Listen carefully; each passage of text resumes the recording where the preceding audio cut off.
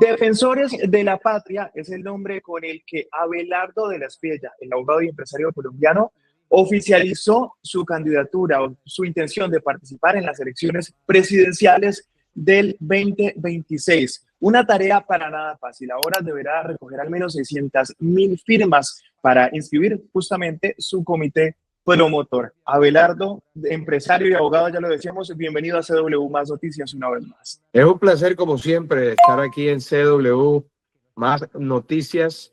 Y no son 650.000, eso es lo que la ley determina, hermano, pero voy a recoger con la ayuda de Dios y el concurso de todos mis compatriotas más de 3 millones de firmas en el territorio nacional. Esa es la intención. A mí me gustan los retos. Tú dices que no es para nada fácil la aspiración a la presidencia. No hay absolutamente nada que sea importante que sea fácil en la vida. Y como dijo el gran Pablo Picasso, yo hago lo difícil porque lo fácil lo hacen los demás. Bueno, un gran reto al que se enfrenta. Usted dice que le gustan los retos. Desde hace algunos años lo escuchábamos decir justamente que solamente iba a llegar a la política si era necesario, si había algo grave que lo hiciera entrar. Y usted ha dicho ahora, la defensa de la patria es eso. Pero ¿cuál fue ese punto en el que usted dice, ahora debo hacerlo, es ahora o nunca? Bueno, es que Colombia nunca había atravesado una época tan compleja. Yo creo que son los momentos, los tiempos más oscuros de la patria.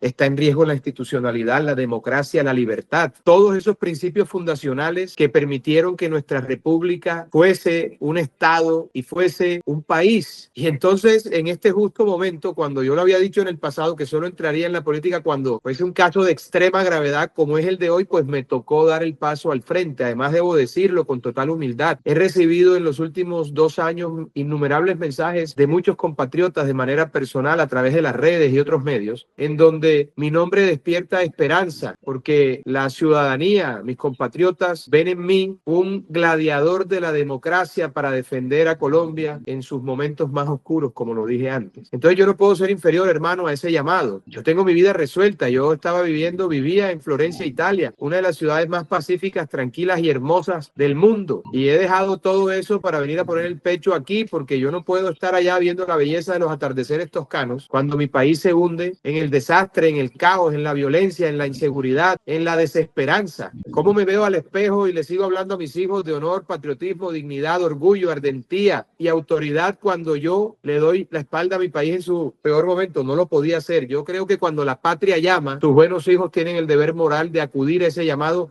Yo no veo esto como un sacrificio, lo veo como un deber moral. Pasa justamente desde Italia, como usted lo dice, a Colombia, que para nada tiene la misma tranquilidad y menos en estos momentos que está viviendo el país. Pero ¿cree que realmente la democracia está enfrentando ese riesgo? ¿Cómo ve ese panorama? ¿Cree que hay una crisis democrática real? Dímelo tú, que eres periodista y que has cubierto todos los escándalos del régimen, toda la corrupción. Tú estás en Cali, el suroccidente del país se lo entregaron a los narcotráficos. Tú ahí en Jamundí tienes 1.300 hectáreas de coca sembrada a la orilla de tu ciudad. ¿A dónde crees que el país va en esta situación? ¿O qué es lo que pretende el régimen empoderando en el suroccidente del país a los narcotráficos de la FARC, entregándole el Catatumbo al ELN, a la FARC y compartiendo ahí el dominio con el narcorrégimen de Venezuela? O el sur del país, Cauca, por ejemplo, que está perdido, Nariño, en un 50% cooptado o 60% por la criminalidad. Dímelo tú, que has cubierto de manera tan juiciosa a través de tu importante medio de comunicación digital todas esas noticias. El país está descuadernado, el país está descojonado, el país está vuelto nada. La historia republicana de Colombia nunca había sido tan complicada. En la historia nunca había ocurrido tantas cosas en tan poco tiempo y un nivel de destrucción a pasos gigantescos como el que ha venido padeciendo a Colombia en los últimos 3 años bajo el nefasto gobierno o desgobierno de Gustavo Petro. Te devuelvo la pregunta. Todo el mundo sabe, y es una obviedad, que Colombia está en su peor momento. ¿Y por qué está en su peor momento? Porque tenemos el peor de todos los gobernantes posibles. Un hombre improvisado, un hombre lleno de odio, ideologizado, con problemas personales gravísimos, de adicciones y completamente delirante. Y cuando el capitán de un barco está borracho y es un irresponsable, pues el barco naufraga. Afortunadamente, existen soldados y marineros que, como yo, están dispuestos a ofrendar su vida por la patria para enderezar el rumbo de ese barco que se llama Colombia y llevarlo a un puerto seguro. Hay una duda que surge en medio de este nuevo anuncio de la candidatura, de la intención de llegar justamente a la Casa de Nariño, y es que la gente dice, ¿por qué Abelardo de la Espriella no lo hizo, por ejemplo, por el Centro Democrático con quien tiene afinidad, o digamos que también ha sido defensor público del expresidente Álvaro Uribe? ¿Por qué decide hacerlo de manera independiente? Hombre, porque yo no pertenezco al Partido Centro Democrático, nunca he pertenecido al Partido Centro Democrático y mal haría yo metiéndome a un partido cuando hay unos candidatos con una maravillosa hoja de vida y un patriotismo a toda prueba que han hecho al interior del partido un ejercicio. Yo soy uribista de raca mandaca y eso el país lo sabe, pero soy un hombre también que puede hacer sus cosas, que de hecho ha establecido su propio camino. Por supuesto, tengo un referente en lo político y en lo personal, en lo humano, en el expresidente Álvaro Uribe Vélez, que para mí es un referente total y es como un padre para mí. Yo soy uribista y defiendo sus tesis y las voy a defender siempre, pero yo no hago parte del partido. Entonces, ¿cómo voy a meterme yo en un partido ahora del que no he hecho parte, a caer como un paracaidista allí y afectarle el proceso a unos amigos,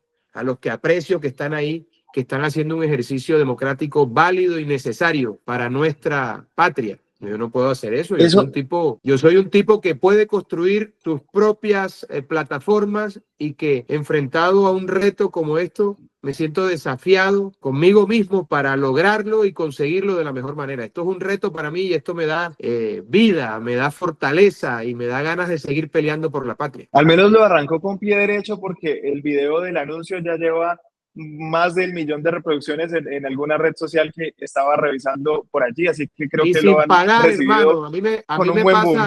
A mí me pasa con las redes lo que me pasaba cuando era soltero con las novias. Eso era sin pauta y sin nada. Eso era de puro cariño y de pura bacanería. Y mira, todos esos videos son orgánicos. 0 pesitos de pauta, papá. ¿Sabes por qué? Porque hay emoción y porque la gente sabe que le estoy hablando con la verdad. Y porque la gente sabe que yo no he venido aquí a hacer plata, sino a hacer patria. Y que estoy sacrificando una vida ideal por la salud de mi país.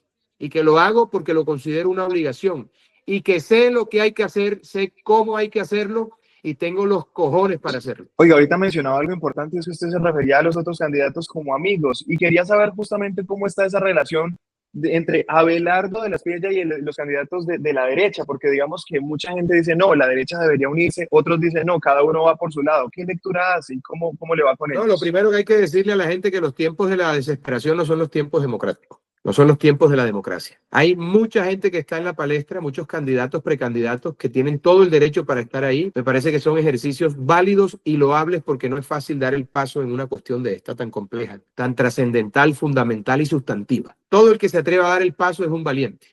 Ahora bien, hay unas candidaturas que tienen asidero un clamor popular, otras que se inventaron quienes se creen ungidos o quienes un día amanecieron queriendo ser presidentes. Hasta esas cosas son válidas en la democracia, pero los tiempos, insisto, de la desesperación y la preocupación no son los tiempos de la democracia. Esto de aquí a diciembre nos quedamos 10 o 12 y en enero estaremos 5 y ahí nos uniremos en una sola coalición, pero hay que dejar que la gente haga su ejercicio. Uno no puede hablar de democracia queriendo tener un candidato único, ¿no? Que se abra la baraja. Y yo soy tan libertario que creo en la libertad electoral y democrática, que salgamos todos al ruedo y que la gente escoja el mejor producto, el que más le convenga al país. En esa baraja ha contemplado la posibilidad de que su fórmula vicepresidencial sea justamente el expresidente Álvaro Uribe, ahora que me decía el que se considera un uribista. Hermano, pero si eso fue el quien propuso eso, fui yo hace 8 meses, el autor, el padre de esa idea he sido yo, que además tiene todo el asidero constitucional y legal porque no hay ninguna inhabilidad. Muchos abogados dicen que es perfectamente viable y constitucionalista. Claro, yo no voy a salir como abogado que soy a proponer una cosa que no es viable desde el punto de vista legal y constitucional. Además, yo soy un tipo respetuoso del Estado de Derecho, del imperio de la ley. Colombia, mira, Colombia se puede reconstruir sin necesidad de más leyes, con que apliquemos las que hay. A rajatabla tenemos suficiente. Y claro que por supuesto que para mí la fórmula ideal sería el presidente Álvaro Uribe Vélez. Desde el inicio usted me decía, le gustan los retos y otro reto de llegar a la Casa de Nariño sin duda va a ser gobernar para todos en un país tan dividido y fragmentado. ¿Estaría dispuesto a dialogar con la izquierda e incluso, de ser necesario, con Gustavo Petro para, si esto significara gobernabilidad? Hermano, no. Yo creo que hay que hacer un gran acuerdo patriótico de unidad en el que cabe todo el mundo sin distingo de ideología, raza, sexo o condición. Pero hay aquí un imperativo categórico, un axioma irrenunciable. En ese gran acuerdo patriótico no pueden entrar ni Gustavo Petro ni sus cómplices. Yo no he regresado de Italia para contemporizar con los enemigos de la República ni arrodillarme. Yo he regresado a Colombia para enfrentarlos y derrotarlos y para abrazar con el alma a los colombianos trabajadores. Bajo ninguna circunstancia. Nada que tenga que ver con Petro. Yo a Petro no le recibo ni el saludo, porque uno no puede contemporizar con los enemigos de la República. No importa que la gente sea de izquierda siempre y cuando no haya estado con Petro y haya participado de ese pésimo gobierno, de ese nefasto gobierno. Insisto, aquí cabe todo el mundo, menos Petro y sus cómplices en la destrucción de Colombia. Usted ha enfatizado también su enfoque de mano de hierro, pero ¿cómo hacer esa diferencia justamente para poner un límite entre autoridad y autoritarismo? ¿Cómo que autoritarismo? Es que el límite lo impone la ley. El límite no lo impone el gobernante. La Constitución es clara. Si tú eres una persona de bien como lo eres, tú no tienes nada que temer. Porque a ti te vamos a proteger y vamos a evitar que te maten por un celular o te llenen copolamina o te secuestren. Y te vamos a dar condiciones para que puedas trabajar y para que puedas ser próspero y generar de prosperidad a la gente que te rodea. Pero al bandido hay que caerle con mano de hierro y hay que someterlo. Y el que no se quiera someter, hay que darlo de baja. Es la ley. Es la ley. Tan sencillo como eso. El Estado, el gobierno, debe inspirar en el ciudadano de bien como tú respeto y admiración, porque el verdadero liderazgo debe estar signado por la sabiduría y la virtud. Y en los delincuentes debe generar pavor, que el delincuente sepa que quien no se somete será dado de baja. Y si se someten, serán encarcelados en las condiciones que deben ser encarcelados para que paguen como corresponde su deuda con la sociedad. Eso no es autoritarismo, eso es aplicación de la ley como corresponde. En esa misma línea podríamos estar hablando de un modelo similar al aplicado por Nayib Bukele en El Salvador. ¿Se identifica con este tipo de Pero por políticas, de supuesto, lo acción? que pasa es que en Colombia a la gente le gusta la novelería y habla de Bukele, cuando El Salvador tiene el tamaño de Norte de Santander. Colombia son 20 y pico, 21 salvadores. Bravo lo que hizo el presidente aquí en del 2002 al 2010, con un país con dos mares, con un país con todos los accidentes geográficos posibles, con un país en el que tenemos la guerrilla marxista más antigua del mundo, en el que tuvimos paramilitares, en el que hay más de 300.000 hectáreas hoy de coca, en el que la extorsión se volvió paisaje. Bravo lo que hizo Uribe aquí en Colombia. Eso es lo que hay que repetir, remasterizado, con pie de fuerza, con tecnología, inteligencia artificial y con alianzas estratégicas militares renovadas con los Estados Unidos, con el Estado de Israel y con la República de Italia. Aquí sin duda también lo está escuchando mucha gente, principalmente de Cali, una zona, como usted lo menciona ahora, golpeada por el terrorismo, golpeada por la violencia, y Jamundí aquí a 15 minutos de Cali también. ¿Está dentro de sus prioridades o estará la región dentro de sus prioridades en un posible gobierno? Hermano, yo el 7 de agosto a las 5 de la tarde, para que tú sepas lo que soy capaz yo de hacer y la gente que nos ve, voy a tumbar el monumento al terrorismo llamado Resistencia en Puerto Rellena. Lo voy a tumbar y voy a ver si esos peludos de la primera línea son lo suficientemente bravos conmigo como para enfrentarse a la fuerza del Estado. Yo me comprometo solemnemente con Colombia, con el Valle del Cauca y con Cali a liberarlos de todas las formas de violencia, por la razón o por la fuerza, en el marco de la Constitución y la ley. Por la razón o por la fuerza, dice usted, pero ¿cómo hacer para que justamente el discurso de orden, de autoridad, cale en medio también de una población que pide oportunidades? Porque digamos que el Pacífico colombiano también tiene situación difícil por donde uno lo mire. ¿Y tú crees que hay oportunidades sin seguridad? ¿Tú crees que hay oportunidades sin orden? Es que el orden es lo que garantiza la verdadera libertad. El bien más preciado de una sociedad, aparte de sus familias, es la seguridad, porque de la seguridad deviene todo. Eso es un círculo virtuoso. Seguridad, prosperidad económica, esperanza, futuro. Es tan sencillo como eso.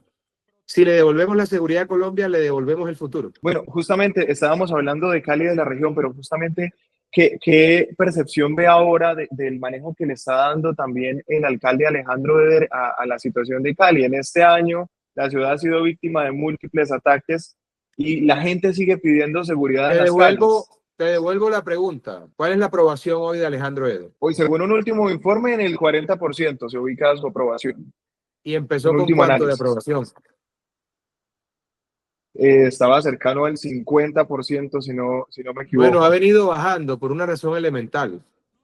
Alejandro Eder es un hombre que no ha actuado con contundencia. Es un hombre que quiere ser políticamente correcto y que quiere quedar bien con todo el mundo, lo que ocasiona al final quedar mal con todos. Mi opinión sobre Eder se mantiene.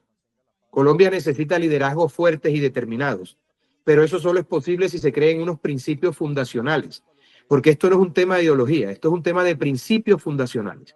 Si ustedes creen que la familia es el núcleo fundamental de la sociedad, si creen en Dios, si creen en que la seguridad es el bien supremo de la patria, si creen en una economía libre de mercado y si creen en la autoridad bien ejercida y en el respeto por las fuerzas armadas y por la fuerza pública, en el respeto por la propiedad privada, la economía libre de mercado y en el orden como brújula determinante del devenir apropiado de un municipio, de un distrito, de una región, de un departamento, de un país, de un hemisferio del mundo, usted está del lado mío, llámelo como quiera.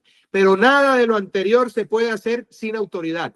De hecho, todos sabemos qué es lo que hay que hacer en materia de seguridad, en materia de salud, que está destruida por cuenta del desastre petrista, en materia de empleo, de economía, en materia de medio ambiente, de hidrocarburos, en materia de educación. La inteligencia artificial te lo dice, no tienes que contratar a unos expertos, ya no se tiene que gastar esa plata.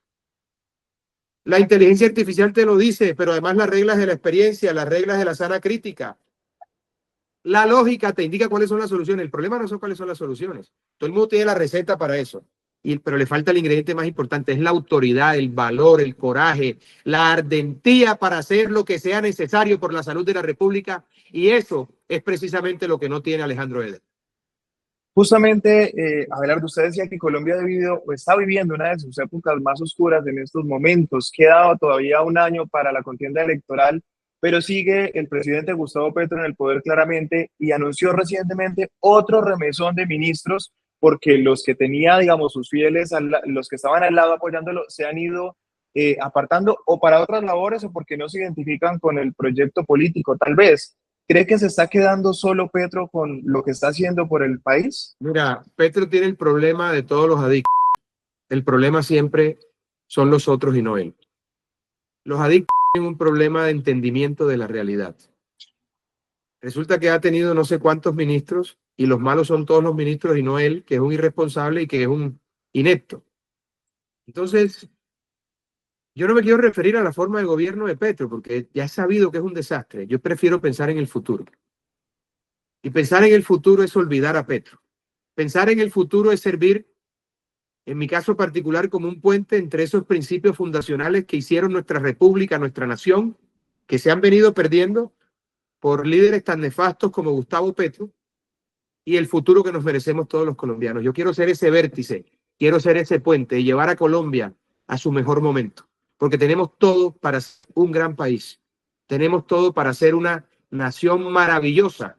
Nos falta determinación y coraje para combatir a los enemigos de la República y para acometer los verdaderos cambios que requiere el país en lo político, en lo económico, en lo social. Y yo sueño con eso, con una Colombia realmente grande, y en eso me voy a concentrar. Bueno, son sin duda muchos cambios los que habrá que implementar para lograr todo eso que me plantea, pero ¿qué mensaje darle a Cali, a los caleños en medio de una ciudad que ha apoyado tanto la Hermano, izquierda? ¿qué mensaje Qué quieres? decirle y por qué votar por Pero Abelardo de la qué Espriella? más mensaje quieres, hermanito? El 7 de agosto les voy a tumbar esa porquería que hicieron los peludos de la primera línea.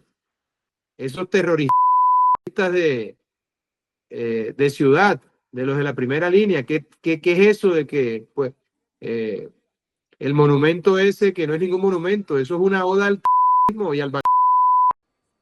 Yo no solamente como acto simbólico voy a destruir ese esperpento el mismísimo día de mi posesión y me comprometo solemnemente a eso, sino que además voy a recuperar la seguridad de Cali y del Valle del Cauca. Mira, cuando el Estado se decide nunca pierde. Los delincuentes saldrán despavoridos cuando sientan la mano de hierro del Estado y la determinación de un hombre que no vino aquí a arrodillarse ni a contemporizar con los enemigos de la República y los criminales, que vino aquí a enfrentarlos, a derrotarlos y a acabarlos como corresponde. Bueno, allí lo tienen, es Abelardo de la Espriella quien entra de manera oficial a la contienda electoral este 2026 y que ahora era por recolección de firmas con su movimiento, con su comité defensores de la democracia, si no De me la equivoco, patria, de ¿no? la patria. De la patria, corrijo. Los invito, Gracias aprovecho por... para invitar a todas las personas que nos están viendo a través de tu prestigioso medio digital, que se inscriban como defensores de la patria, como soldados de la democracia en defensoresdelapatria.com y que me ayuden con las instrucciones que damos ahí en la página a conseguir esas firmas para demostrar una voluntad popular contundente contra la criminalidad, contra la corrupción, contra el desgobierno, que además tenemos que plantear una lucha de lo correcto contra lo incorrecto. Y para eso estoy yo aquí. Y no puedo hacerlo sin el concurso de mis compatriotas. Y qué bueno sería contar con el apoyo de los vallecaucanos, que es una tierra de gente laboriosa, trabajadora, inteligente, apasionada, que siempre se ve empañada por un puñado de delincuentes que le maltratan el nombre a un departamento maravilloso que tanto le ha dado a Colombia. Yo sí reconozco la valía del Valle del Cauca y su gente y la belleza de esas tierras que producen la mejor caña, que producen las más fantásticas frutas y productos del campo. Es una tierra de gente emprendedora, de empresarios, de industriales que le ha dado mucho a Colombia. Colombia le debe mucho al Valle del Cauca y tenemos que volver a ser grande otra vez al Valle del Cauca, libre de bandidos y criminales.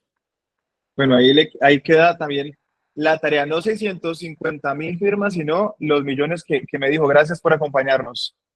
Firme por la patria, firme por la patria. Bueno, ustedes sigan conectados a nuestras plataformas digitales en CW Más Noticias.